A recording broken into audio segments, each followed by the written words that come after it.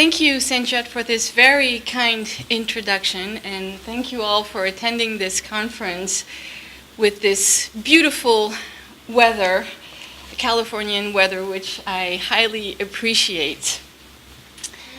My research for a number of years now has aimed at understanding the evolution of Central Asian Zoroastrianism in medieval China, which is also called Xian religion in Chinese written sources. And to do so, my work is based on the cross-examination of visual, textual, and archaeological sources. Now, to clear any ambiguity, I am not a specialist of Zoroastrianism. As Sanjot just introduced me, I was trained in France as a historian and an art historian. I specialized in Chinese medieval period and was lucky to get drawn on Central Asian tracks when I was preparing my PhD. Now, those were the years at the end of the 1990s and the beginning of the years 2000s when tombs that belonged to Central Asian immigrants seemed to pop out of the central China soil like truffles. And being French, of course, I was immediately attracted to these gems coming out of the soil. Now, many people have asked and wondered why, in a very brief period of time, I would say between 999 and 2004, several Central Asian tombs actually were discovered in China. And well, looking at this slide, I like to show this slide because it's very intuitive to see. It shows how these Central Asian tombs, what you see on the left was a picture taken in 2005 in the Xi'an district, where two of one of these Central Asian tombs were discovered, and that here is a Google map picture of just a couple of years later, and you can see that the real estate frenzy is actually, well, we may thank them for actually offering us these precious treasures.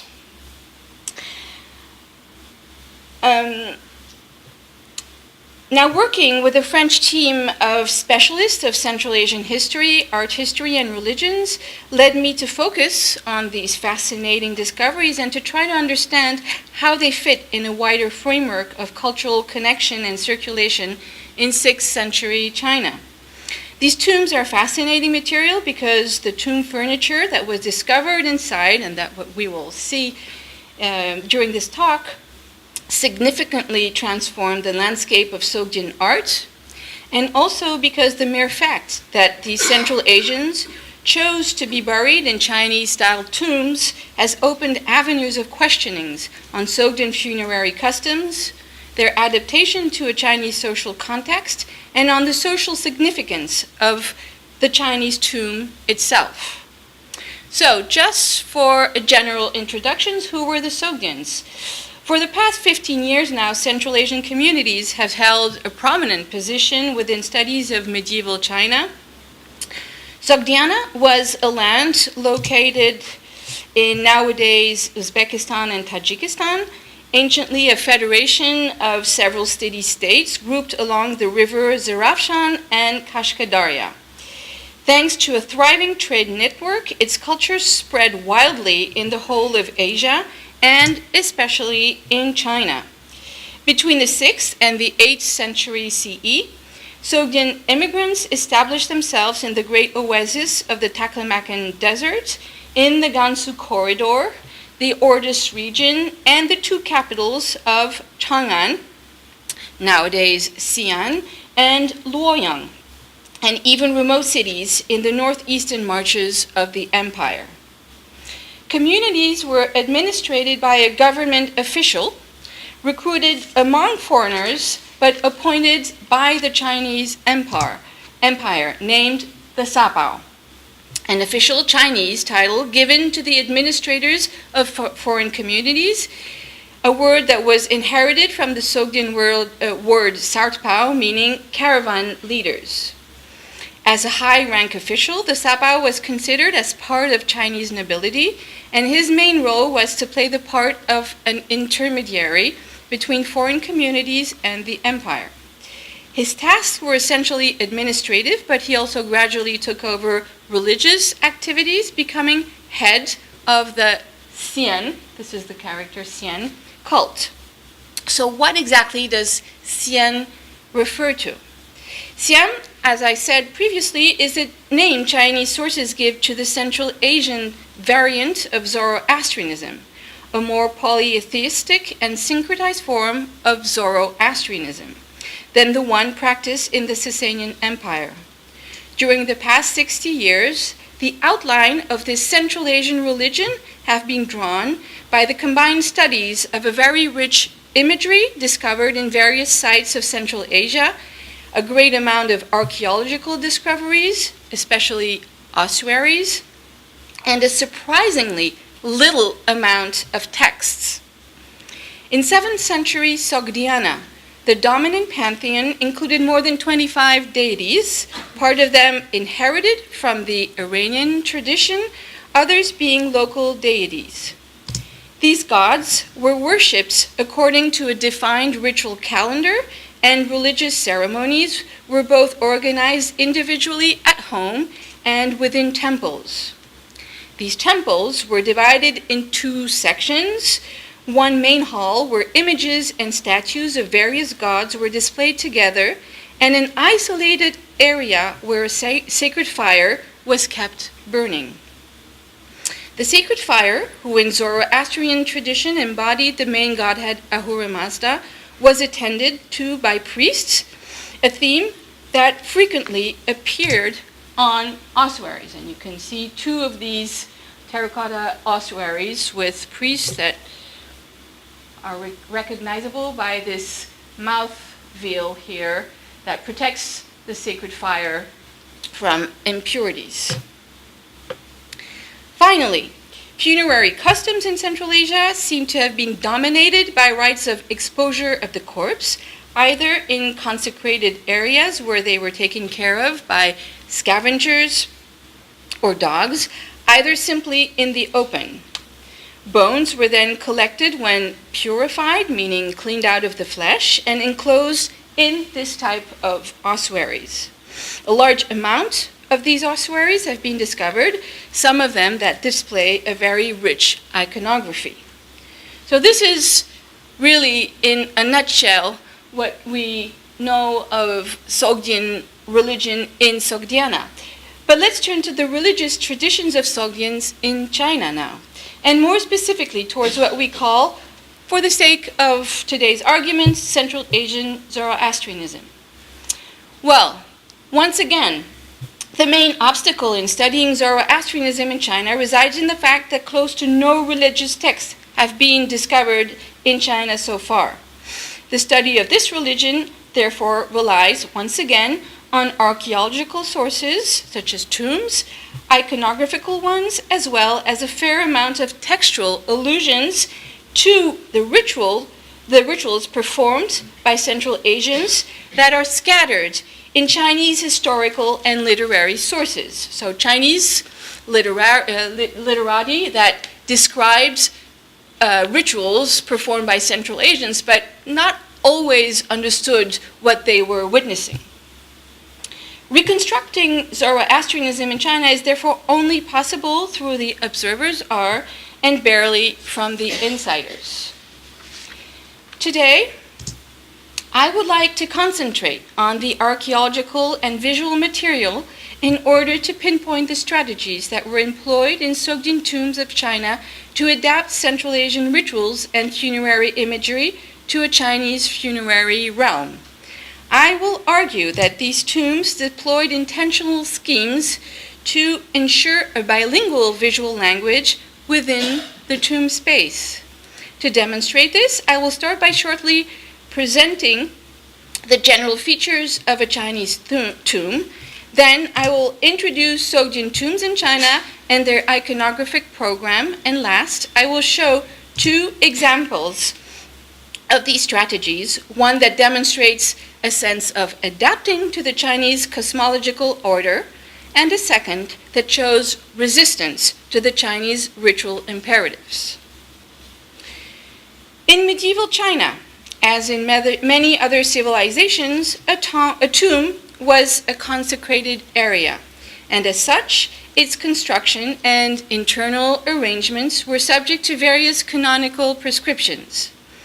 Browsing through collections of official historical documents and edicts, one might gather various information concerning the size of the tomb, the type of caskets and sarcophagi that ought to be used, the orientation of the corpse, the use of funerary inscriptions, or the furnishing of the main funerary chamber. Some of these prescriptions were common to every soul, others varied according to the social status of the deceased, but very rarely is anything prescribed neither during the northern dynasties nor during Sui and Tang, according to religious beliefs or specific ethnic customs. Schematically, Chinese tombs of the 6th to the 8th century CE were made of a passageway, which, one can see here. And this is a very spectacular tomb, the one I chose to show you today because we like to see beautiful and spectacular images. But they're not Chinese tombs of the 6th century, Northern Sea, are not all that beautiful. So the tomb were made of a passageway that led to a small corridor. There we go, that's the corridor. That itself led to a squared and domed funerary chamber. The tombs were for the most part oriented on a north-south axis, and that's important, although this is not systematical and could be lavishly decorated by wall paintings on the passageway, sometimes on the tympanum on the top of the door that led to the funerary chamber, and on the walls and ceiling of the funerary chamber itself. Although Han and Song dynasty tombs often incorporated imagery related to the fate of the soul after life, during the northern dynasties, Sui and Tang, so from the 6th to the end of the 8th, beginning of the 9th century CE, these images were rare and almost exclusively located in the slope. The funerary chamber was frequently adorned with images related to the deceased's life and social status, banqueting with his wife, surrounded by a crowd of attendants and maids. The coffin lay on a platform, and numerous terracottas enhancing the sense of crowd were placed on the floor. Either in the corridor or in the funerary chamber, a funerary inscription introduced the tomb occupant's career. Turning to the excavated material from the second half of the 6th century to the second half of the 7th century, Chinese recent scholarship has mainly adopted two different approaches to analyze archaeological data. Archaeologists have given priority to producing typologies based on tomb structure, number and types of terracotta figurines, and themes depicted on tomb walls. These analyses have shown clear repetitive trends and have helped define stereotypes, whether structural or iconographical.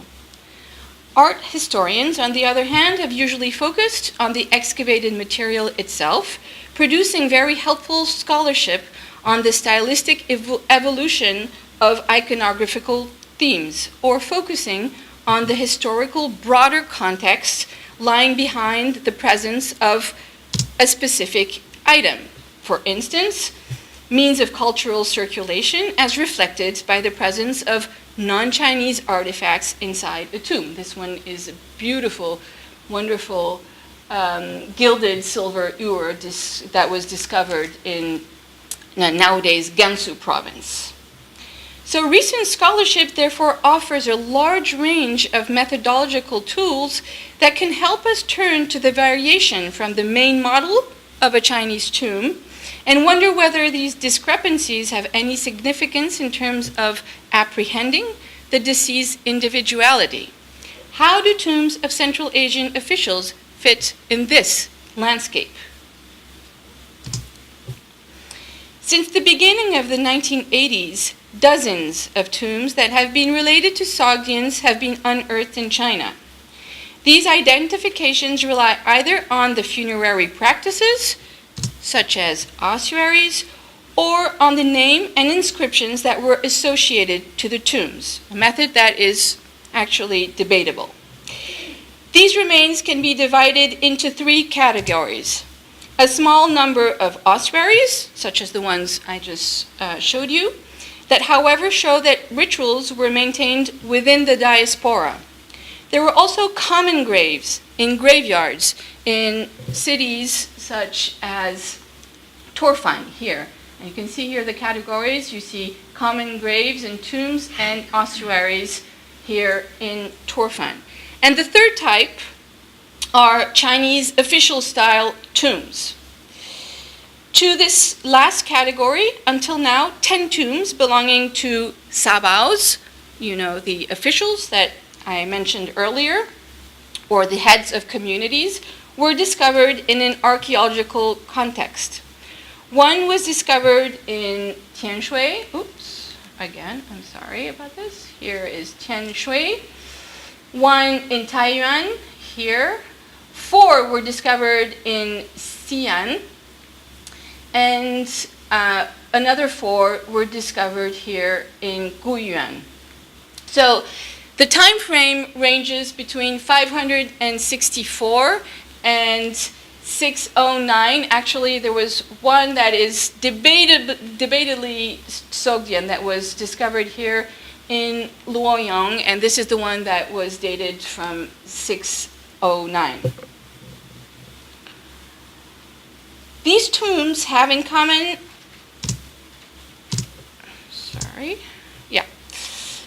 a 3-part structure similar to the Chinese contemporary tombs that I introduced earlier. They also have, like a Chinese tomb, a funerary inscription, and last but not least, they also display a richly decorated stone structure on which lay the corpse. These stone structures are of 2 kinds. Stone couches, such as this one here, discovered in Xi'an, that belonged to a man named Kang Ye.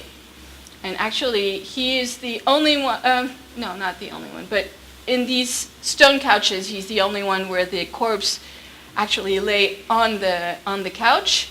Antia's couch was also discovered near Xi'an. But the other category are stone sarcophagi, which are of 2 types. One is a Chinese style stone sarcophagi. There's only one example. I'll come back to this one a little bit later. But also these house-shaped stone sarcophagi, 2 have been discovered. One in Xi'an, which belonged to Shijun or Rirkak. He died in 579. And the other one is Yuhong sarcophagus, discovered in Taiyuan in modern Shanxi province, and Yuhong died in 592. These spectacular artworks have, since their discovery, been associated to other similar stone couches that circulated through the art market and now belong to museums across the world. So this is the so-called Zhangdefu or Anyang couch that was discovered in the early 1930s. And different parts now belong to different museums. There are 3 stone slabs out of 4. One that belongs to the Musée Guimet, 2 in Paris, one to the Museum of Fine Arts in Boston. the base here now belongs to the Freer Gallery of Art in Washington, and these two gate posts here belong to the Museum for Ostasiatische Kunst in Köln. There's another one, very famous one, that was sold in 1992 and now belongs to Miho Museum in Japan. And this one is unfortunately incomplete, since, as you can see, it is lacking the stone base on which lay the corpse. Now, when crossing the different information provided in these tombs, such as inscriptions, tomb structure, iconography, an interesting polyphonic narrative is revealed. We learn about men and women, second or third generation immigrants whose ancestors came to China from Central Asia, but who sometimes claim illustrious Chinese descent, such as Antia, for instance, claimed he was a descendant of the Yellow Emperor. Li Dan, well, he claimed he was a descendant of Lao Tzu. We learned how long they lived, where they were born, or at least where their native country was, and where they died. We learned to who and when they married, and how many children they had. Well, at least how many sons they had. I have to admit that there's very little information on the daughters. We learned that what career they had, who were the people they connected with, and what places their careers led them to. We learn how they liked to be entertained, although this type of image, as others, conveys strong stereotypes. Among the different monuments, some themes appear repeatedly that are typical of 6th century Chinese funerary art and point at the social status of the deceased, such as individual banqueting, right here, riderless horses and carts, people riding horses. So although these images were reinterpreted with Central Asian types of visual languages, they still belong to a very typical Chinese 6th century funerary visual world. And yes, what you can see, this was just a comparison with line drawings, which are not very, they're not very beautiful, but you see here in other Chinese tombs, you see the deceased banqueting here and here. You see riderless horses and carts, right here, carts and riderless horses. And this is for you to see that some of this, not the majority, but some of the imagery that can be seen on these couches, although they look Central Asian, are in fact originate in the Chinese funerary imagery. But, however, other motifs were inspired by Sasanian and Central Asian art. These visual elements were probably transmitted through silver vessels that circulated through Asia, or by textiles, or maybe were introduced by artists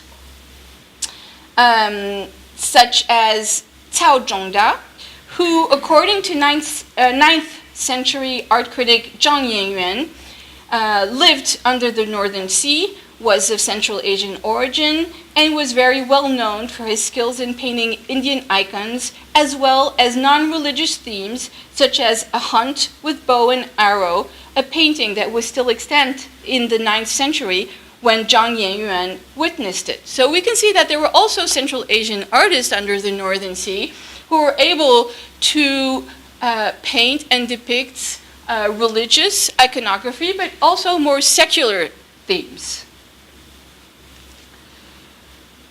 So if we consider the way the deceased wished to introduce himself to the judges of the afterworld, one can but notice that the iconographic program that decorated his tomb highly emphasized his social status, a tendency that was widely spread in 6th century northern China, although it struck a balance between two different ways of expressing it.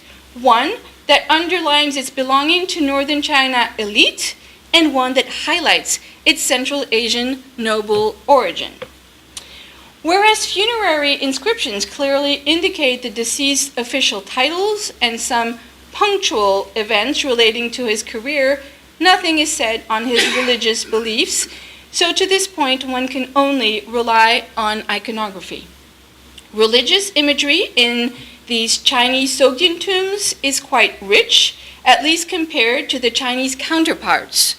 In a Chinese tomb, the religious imagery consists mainly of magical beasts, apotropaic creatures, and flying immortals that secure the tomb space, orient it in its cosmological scheme, and guide the deceased soul to heavenly abodes. But in Chinese Sogdian tombs, we find actual images of gods, some of which can easily be identified. Nana, the Central Asian goddess, which you can see here on the Miho couch, the one that now belongs to the Miho Museum in Japan, that was worshipped in Samarkand and in Penjikent, is easily recognizable by her lion throne and the fact that she is holding the sun and the moon. So you see here the lion throne, and she is holding the sun and the moon. And this is Nana on a lion on a wall painting in Penjikent in Tajikistan, and she is also holding the sun and the moon.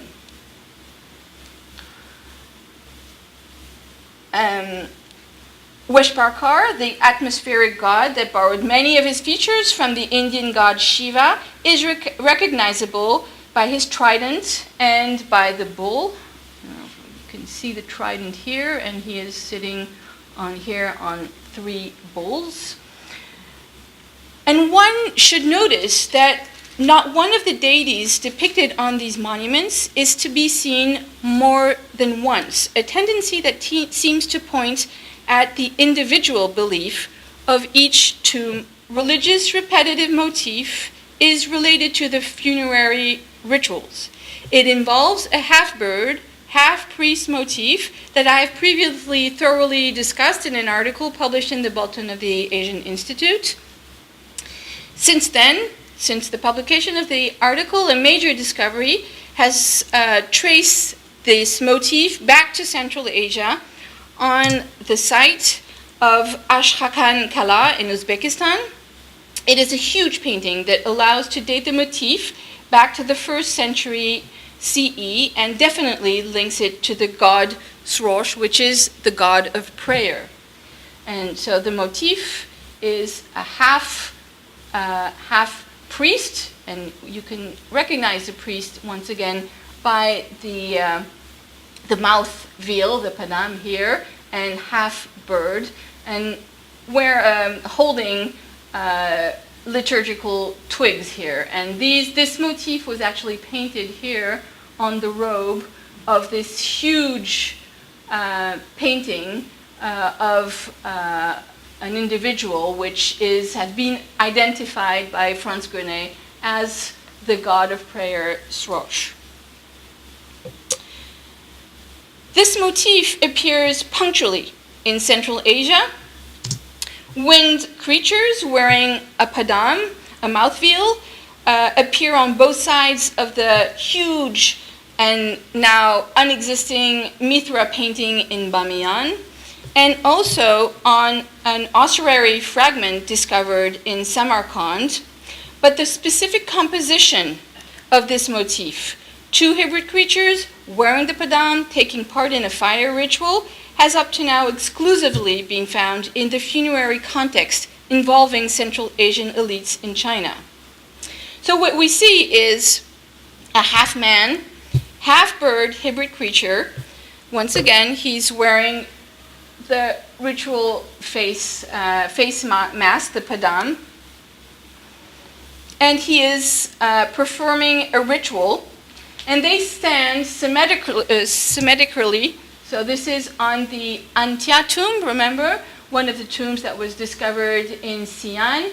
Antia died in 579. And on the tympanum that was depicted on top of the door that led to the funerary chamber, we see this scene of these two bird priests here that are flanking a very bizarre looking fire altar here, and they're holding twigs. There's a table with liturgical instruments and offerings, and on both sides here you see two individuals that are also performing a fire ritual. So you find them in almost every one of the Sogdian tombs discovered in China. Here is the stone sarcophagus of Werkat. We see these bird priests in front of a fire altar performing a fire ritual here. Again, Yuhong stone sarcophagus. The bird priests are here. We see them also in incomplete bed bases that belong to either museums or private collections around the world. So again, the bird priests and the fire altar was depicted here. These two belong to a private collection, but this one is displayed in the Metropolitan Museum of Art in New York. Again, you can recognize these bird priests.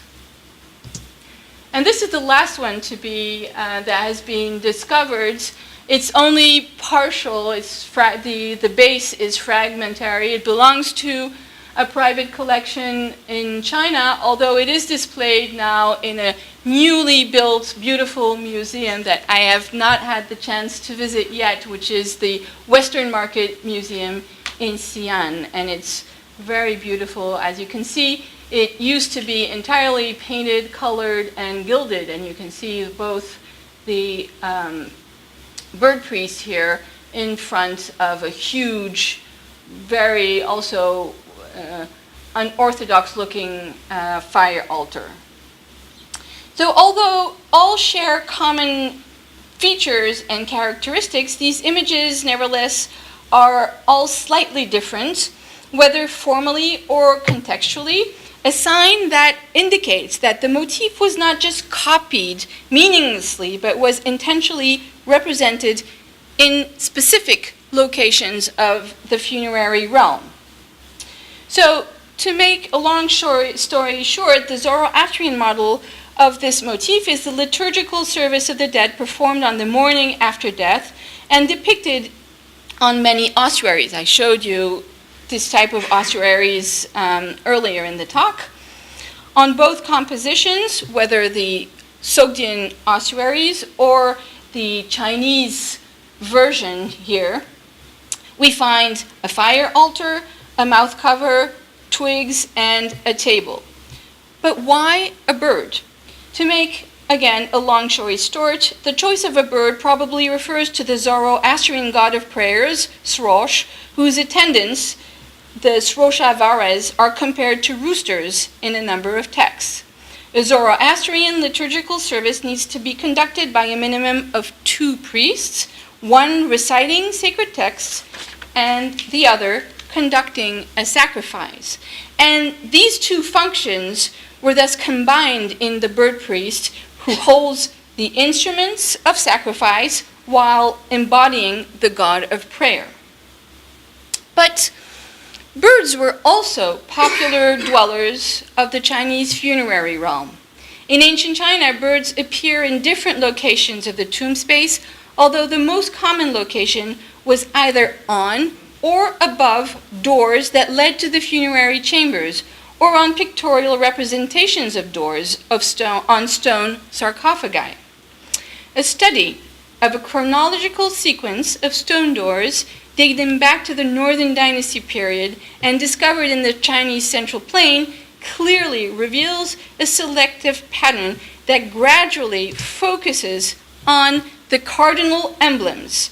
What are these cardinal emblems? There are the white tiger of the west, the green dragon of the east, the vermilion bird of the south, and, not on this example, but often the dark warrior of the north. So you can see here the dragon, the tiger, a double vermilion bird, and on this particular example, the northern, the warrior of the north is not depicted.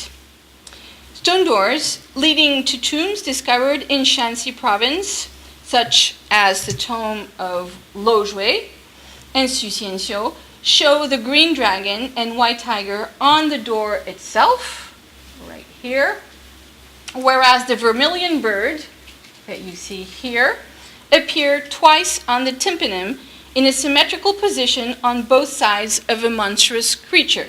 So we have a parallel between these two vermilion birds and what we noticed on the tympanum that was depicted above the door leading to Antia's funerary chamber, where, remember, we saw the bird priests. The birds and mask occupy a space that was once occupied by the Queen Mother of the West in Han Dynasty times, and thus a place that clearly connects them to heaven, whereas the tiger and dragon are reminders of their intrinsic implication in a cosmological scheme. On a small number of large tombs in the Northern Dynasty period, the stone door condenses on a vertical scale, so here, the iconographic program that otherwise horizontally surrounded the deceased on stone sarcophagi. Starting from remote examples dating back to the Han Dynasty, these cardinal emblems were depicted on the four sides. The vermilion bird of the south was then traditionally depicted on one of the small sides, facing the south, and also associated with the guarded entrance of heaven. Like here on this Lihe sarcophagus, you see the vermilion bird that is associated with the gates to heaven. These features were adopted on a small number of Northern Wei and Northern Zhou sarcophagi, such as the stone sarcophagus of Lihe, who died in 582. Once again, two vermilion birds stand face to face above a guarded door. But unlike the tympanum above Lojue and Xuxianxiu's stone door, the fierce zoomorphic mask appears under the door and not above. Here is the mask. On each long side, a dragon and a tiger swiftly carry a rider towards the southern panel, hence the door. And unfortunately, the image is not very clear, but here is the tiger with a rider, and here is the dragon and also a rider right here.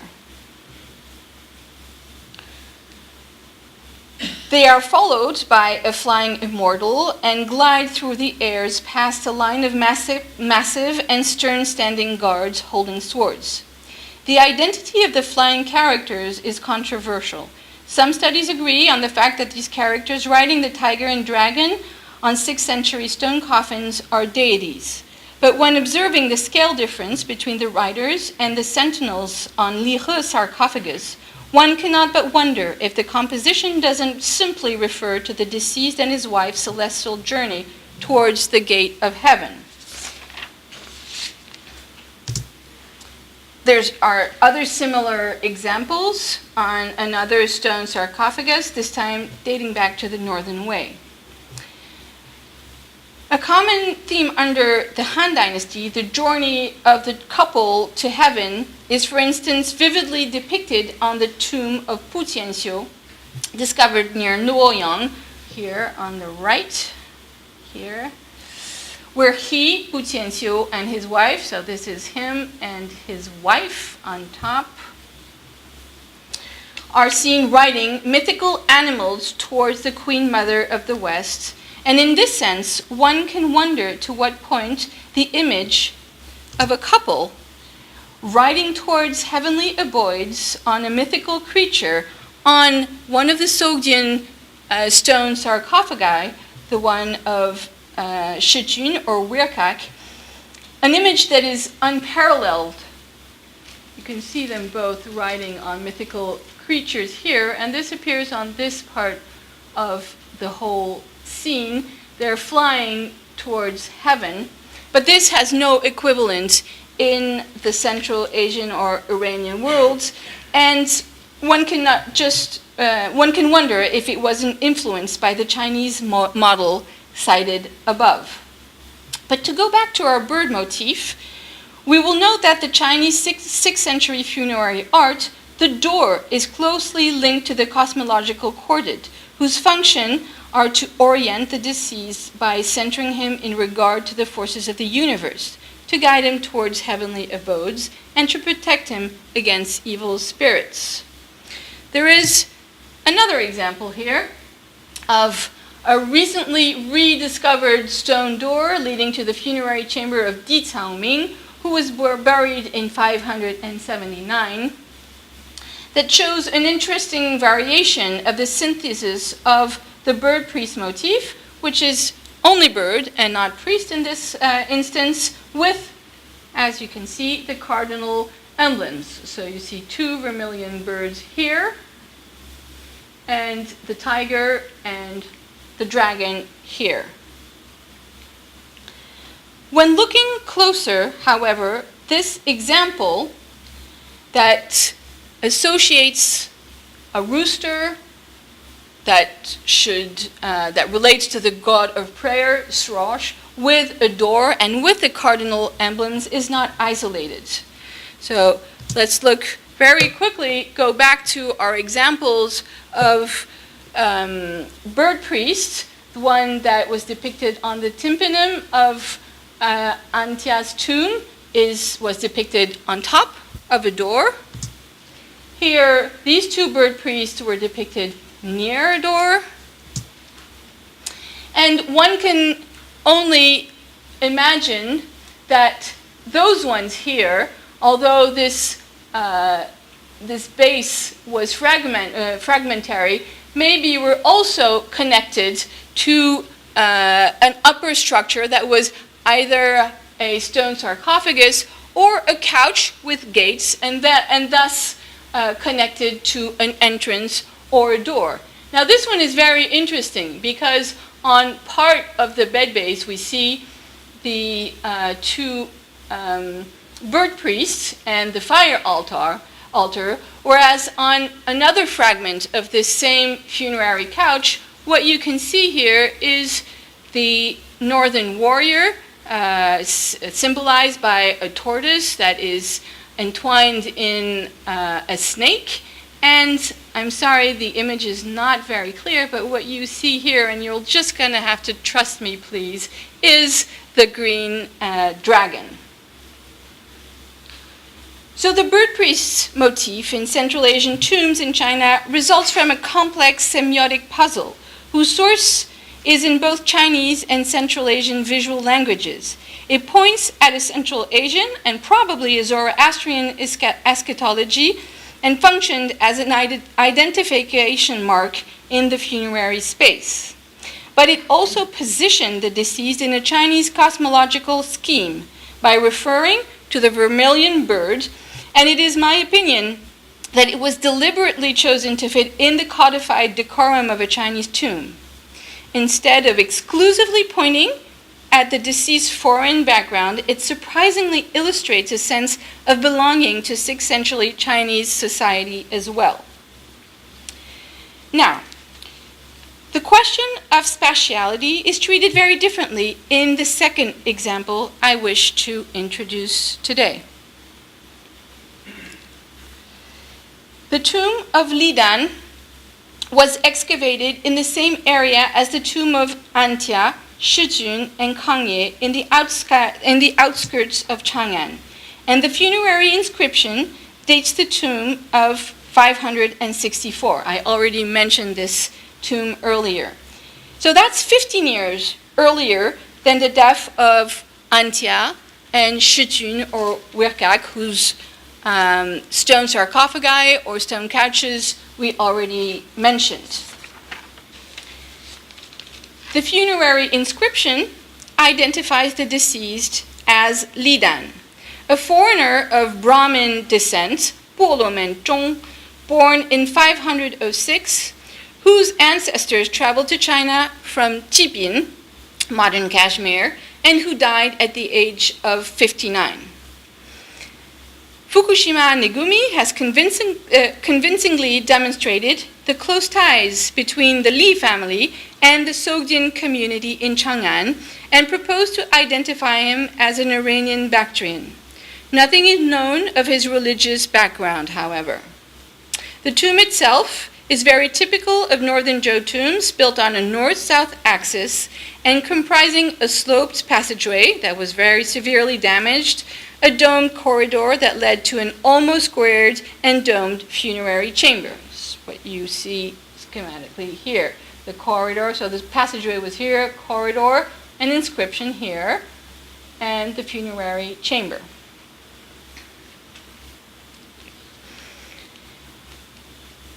The tomb was almost empty when it was discovered, aside from a stone sarcophagus.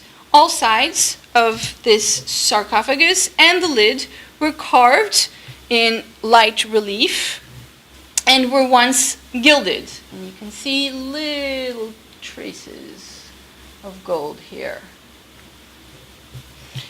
On the left long panel, we see a dragon with a long body, a big mouth, fierce teeth, big eyes, 4 legs, wings, a long tail, and scales. Whereas a tiger with a long body, a big mouth, 4 legs, wing, and a long tail is depicted on the right long panel. A confronting vermilion birds appear on one of the small sides. You see the vermilion birds here. And on the last of the smallest sides, you see the northern warrior depicted in his snake choking a turtle form. So this now looks somewhat familiar, and scholars have pointed out the resemblance of this pictorial program with the images found on the stone sarcophagus of Li He, which we already mentioned earlier, and who was buried near Chang'an in 582. The 4 animal spirits were also depicted on the foreside of the stone sarcophagus, and an elaborate and entwined Fuxi and Nua, the mythical couple, appear on the lid.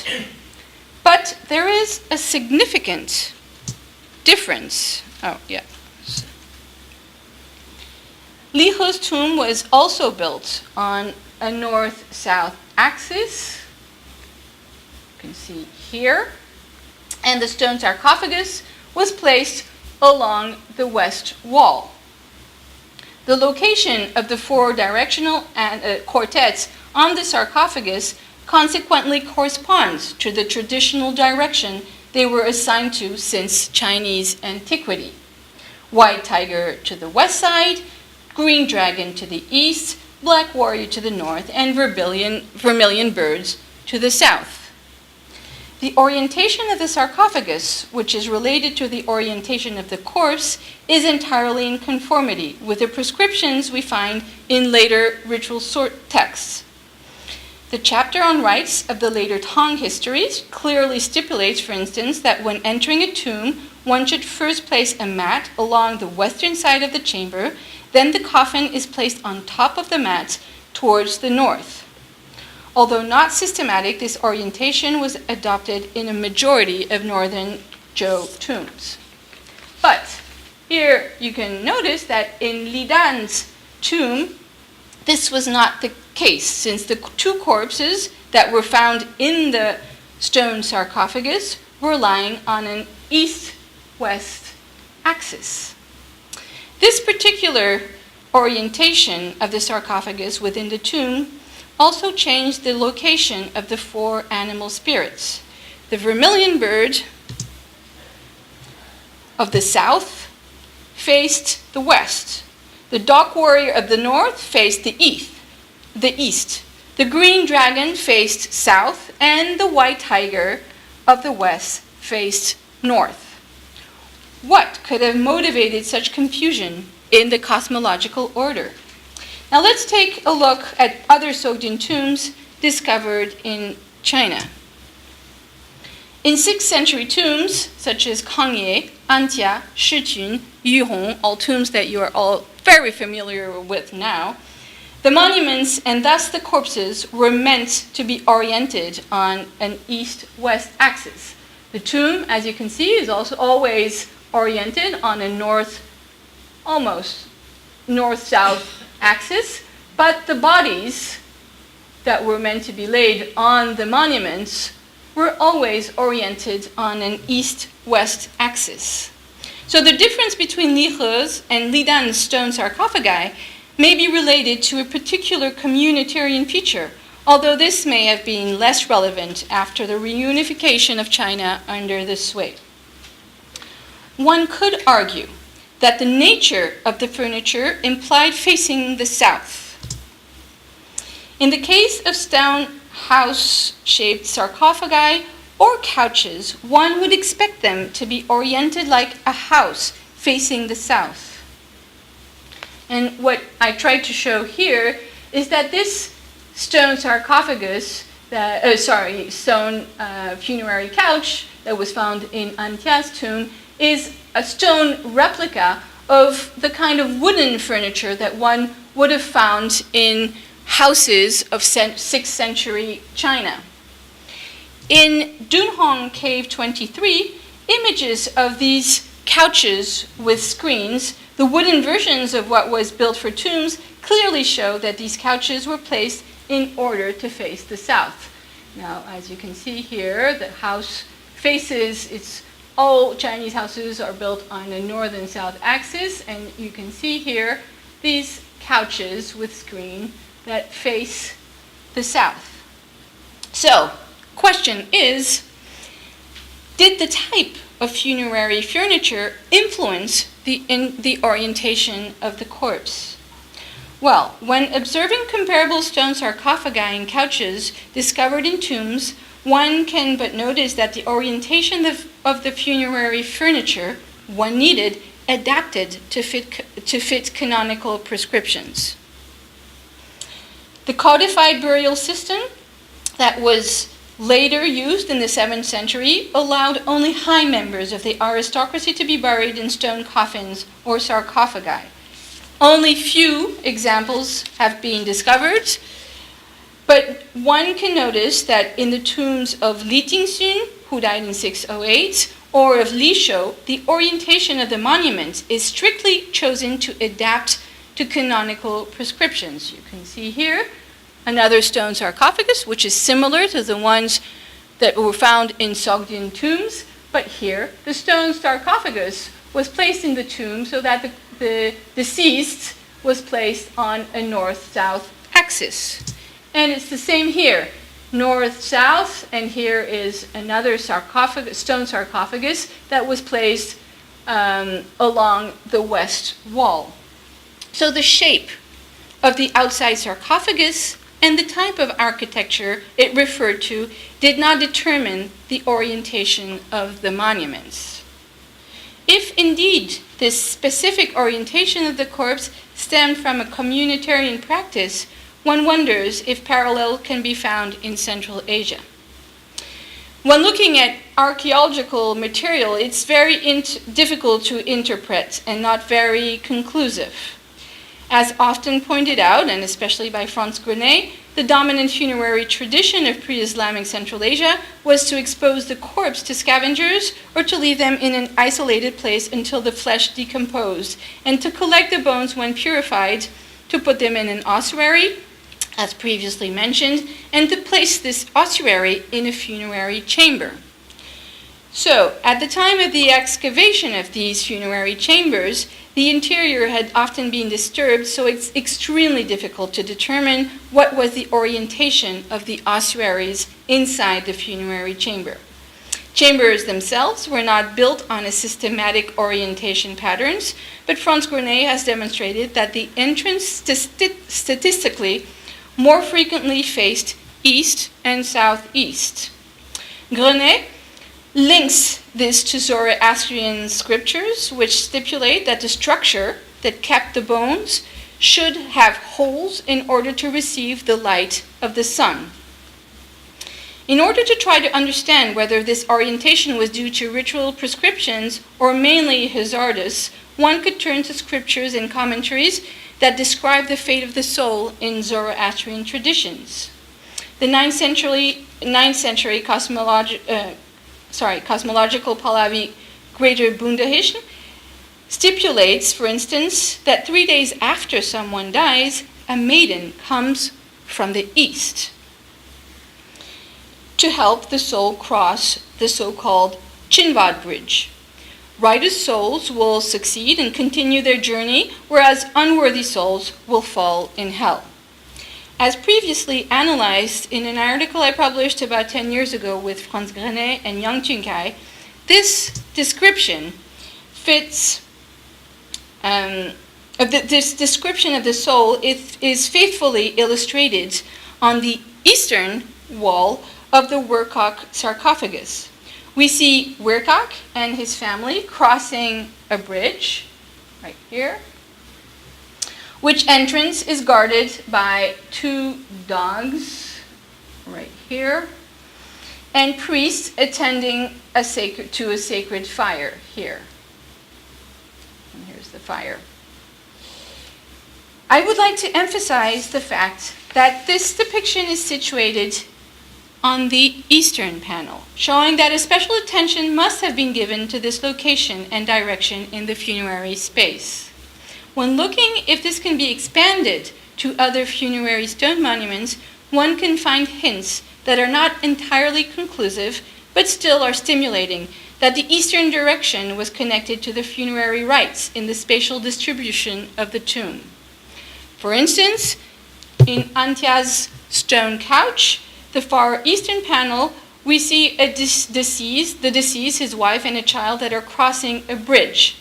Now, nothing here really refers to the Chinvad Bridge in the water, no fire rituals, no dogs, but it's still worth mentioning that they are crossing a bridge on the eastern panel. And on one of the eastern panels of the Yuhong stone sarcophagus, we see a priest conducting a fire ritual. These 2 examples, the ones I've been trying to show you since the beginning, the bird priest is the first example, and the orientation of the tomb furniture, therefore show different ways of combining the Central Asian visual language to the Chinese one. In one case, the case of Lidan, an earlier example of Central Asian tomb, the orientation of the corpse that shows a distinctive pattern in Central Asian tombs discovered in China may have followed a communitarian custom more than a religious imperative.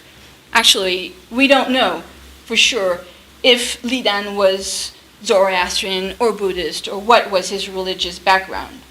In this case, we see that the necessity to conform to orientation imperatives led to confusion in the symbolic orientation of the 4 directional animals. Whether intentional or not, this hidden discrepancy seems to have found a logical solution in later tombs. The bird priest, as well as the image of the soul riding towards heaven, show a combination of the Chinese and Central Asian visual vocabulary. More than a simple adaptation, these motifs demonstrate by their location in the tomb an intention to create a bilingual visual discourse on the fate of the soul afterlife. So I'm going to conclude now. As a conclusion, let us once again enter step by step the precincts of the underground world that encompassed a Sogdian Chinese official's abodes for eternity. Now, for the sake of argument, let's imagine someone could just visit the tomb. He would first make his way through the passageway and would find himself in a Chinese funerary setting that would immediately identify him as a member of Northern Chinese aristocracy. He would then arrive in front of a door above which, in the case of Antia, for instance, an image would send him a double message, that the deceased soul was positioned within a Chinese cosmological scheme, but that its safe journey to the other world was guaranteed by his observance of Zoroastrian rituals. When entering the tomb, he would read a Chinese inscription that emphasized his moral conduct while describing his exemplary career as an official in charge of controlling Central Asian communities. And finally, last but not least, he would face a profusion of images that evoked an exotic, wealthy, and adventurous life spent far away in distant lands. So what place is there for individuality in a Chinese tomb of the second half of the 6th century? As a conclusion, I will still make the hypothesis that the dominant function of a Chinese tomb was to identify the deceased social status and to maintain him in a Chinese stereotyped and codified social scheme. However, in the case of Sogdian tombs, this social infrastructure did leave space to the deceased's individuality, whether by depicting his social background or his personal beliefs. These different messages were in no means contradictory. Instead, they contributed in building a coherent, bilingual, and comprehensive persona intended for the dwellers of the afterworld, whoever they were. When preparing to deal with the judges of the dead, Central Asians took no chances. They invoked all forces that could guide them securely to the afterworld. Thank you very much.